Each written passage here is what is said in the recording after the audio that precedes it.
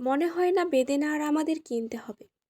পরিবারে বেদেনার চাহিদা আমাদের এই ছোটখাটো গাছ থেকেই পূরণ হবে। আমাদের এই ছোট্ট গাছে অসংখ্য বেদেনা হয়েছে। এই বেদেনাগুলো খুব দ্রুতই বেড়ে উঠছে। এত এত বেদেনার ভিড়ে সত্যি এই গাছটা একদমই অসাধারণ হয়ে উঠেছে। মাশাআল্লাহ, আকারেও কিন্তু প্রত্যেকটা বেদেনা অনেক বড়। এরই মাঝে এই পাশে একটা বেদেনা যেটা একদমই লাল টুকটুকে আকার ধারণ করেছে। একদমই বুঝে উঠতে পারতেছি না যে এর ভেতরটা আদৌ লাল হয়েছে কিনা। অনেক বেশি এক্সাইটিং থাকার কারণে আজ এই বেদেনাটা তুলে নেব। আমাদের ছাদ বাগানের প্রত্যেকটা গাছের মতো বেদেনা গাছেও অনেক ফুল এবং ফল এসেছে, সেই সাথে বেদেনা গাছের গ্রোথটা খুবই ভালো।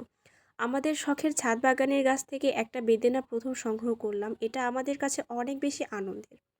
আমরা বাগানিরা অনেক শখ করে যত্ন করে লালন পালন করে এই গাছগুলো বড় করেছি। এই গাছগুলোর যত্ন নিতে নিতে একটা সময় এই গাছগুলোর ফলের জন্য অপেক্ষায় থাকি।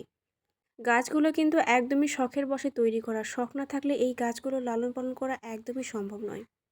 আমাদের মতো প্রায় অনেকেরই শখ আছে এরকম একটা শখের বাগান থাকুক, আর সেই বাগান থেকে এত সুন্দর সুন্দর ফল সংগ্রহ করা। ছোটবেলা থেকে বাগান করতাম, তবে তখন আমার ছাদ বাগানে এরকম ফলের গাছ ছিল না। আর এখন আমার ছাদ বাগানে ফুলের গাছের তুলনায় ফলের গাছের সংখ্যা অনেক বেশি।